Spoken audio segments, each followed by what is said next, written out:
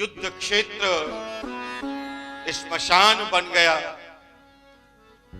तो राम ने संकेत किया, लक्ष्मण और सीता को बुलाया। अब राम के सामने केवल प्रिया खड़ी। अब राम के सामने केवल प्रिया खड़ी। प्रिया के नेत्रों से गर्भ में डूबे आंसू बरस रहे थे। अरे ये क्या? लक्ष्मण और जटायु को भूलकर सीता राम को आलिंगन में कस लेती है। विजय का सर्वोत्कृष्ट पुरस्कार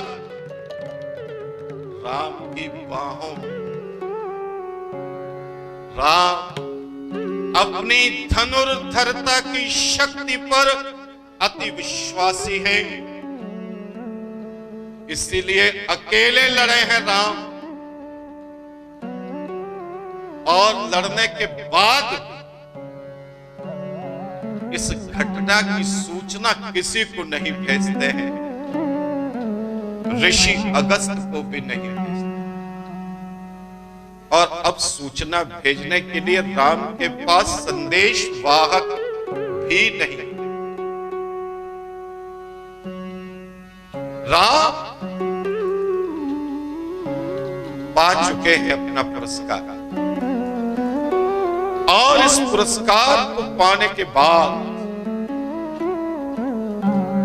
राम का आत्मविश्वास बहुत बढ़ गया।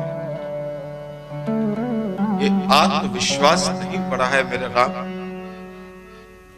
ये अति आत्मविश्वास आ गया।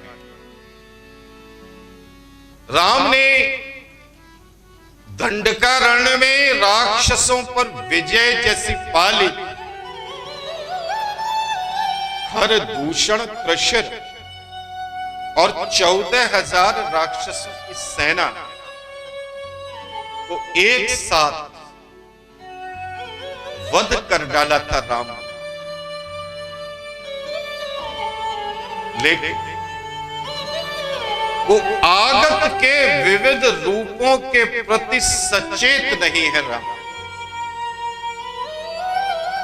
राम को लग रहा है कि बदला लेने के लिए राक्षस फिर आक्रमण करेंगे, और अगर आक्रमण करेंगे तो राम ये मान रहे हैं कि जैसे उन्होंने खर दूषण को मार डाला, 14,000 राक्षसों का वध कर दिया, वैसे ही करेंगे। राम अपने को पूर्णतया सक्षम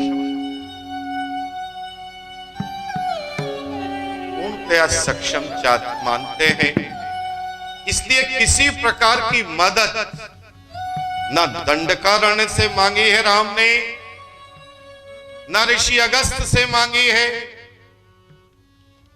और ननिहाल भी तो पास में था, लेकिन मर्यादा की समस्या थी, वनवासी है तो राज्य की सहायता कैसे ले सकते हैं, तो किसी की मदद नहीं। पंचवटी का जो ये घटना थी,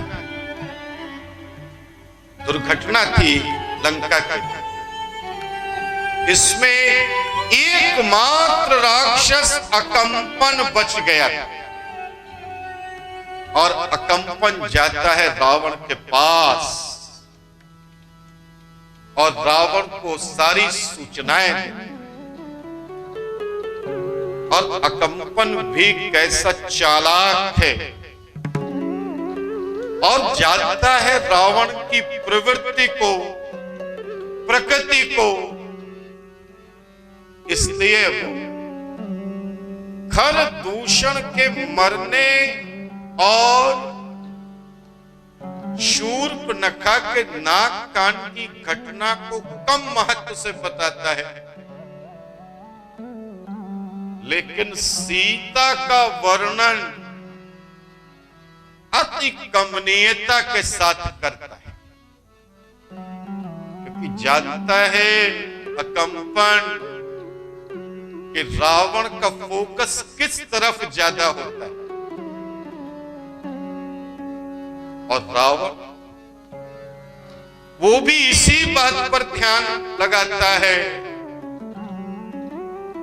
रावण अपनी सेना सहित राम पर आक्रमण नहीं करना चाहता, बल्कि रावण तो राम से युद्ध ही नहीं करना चाहता है, क्योंकि रावण कई सारे युद्ध कर चुका है और अब भोग में लिप्त है। शूर्पणखा ने भी सीता के आकर्षण की, सौंदर्य की बड़ी चर्चा की है रावण से। अपना दुख कम बताया है, सीता की कमनीयता को ज्यादा वर्णन किया है, क्योंकि वो भी अपने भाई को जानती है कि इसकी रुचि कहां। इसलिए अब रावण को सीता चाहिए। और ये बात राम को नहीं, राम कल्पना तो कर रहे हैं रावण के आक्रमण की, लेकिन अब उन्हें ये नहीं मालूम है कि रावण को राम से युद्ध नहीं चाहिए, युद्ध नहीं चाहिए, और राम का वध भी नहीं करना है। रावण को वो भी नहीं करना है, वो भी नहीं करना है। अब लक्ष्मण को मारने से कोई लाभ ही नहीं है, तो रावण को लक्ष्मण पर भी आक्रमण नहीं करना है। राम को यह बिल्कुल नहीं पता लग पा रहा है कि रावण को केवल सीता चाहिए। फिर से सीता लक्ष्य हो गई है रावण के लिए। रावण के अंदर की वो घुटन, वो फ्रस्ट्रेशन, वो कुंठा कि जब वो वापस आया था मिथिला से और सीता से ब्याह नहीं कर पाया, उसका प्रस्ताव जब तक पहुंचा था जनक के पास, तब तक राम प्रत्यंचा चढ़ा चुके थे और धनुष भंग हो गया था। रह गया था बेचारा रावण सीता से विवाह करने के, और राम ने वो कर दिखाया जिसे आर्यावर्त का कोई राजकुमार अभी तक नहीं कर पाया था। सीता हाथ से निकल गई थी। रावण, कुछ कथाएं तो ये भी कहती हैं कि रावण ने मंथरा के अंदर शूर्पणखा की आत्मा को संप्रेषित किया था, और राम का वनवास इसीलिए हुआ क्योंकि शूर्पणखा की आत्मा जो मंथरा के अंदर बैठ गई थी, उसने मजबूर किया था कैकेयी को कि वो ऐसा वरदान मांगे। एक कथा तो ये भी कह रही है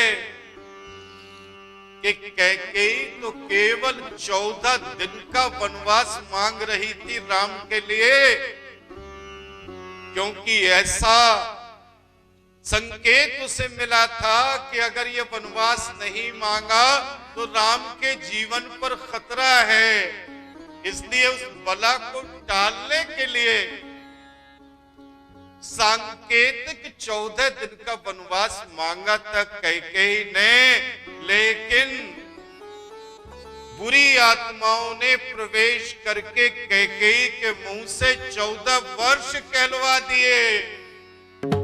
और वचन तो वचन है, रघुकुल रीत सदा चले आई।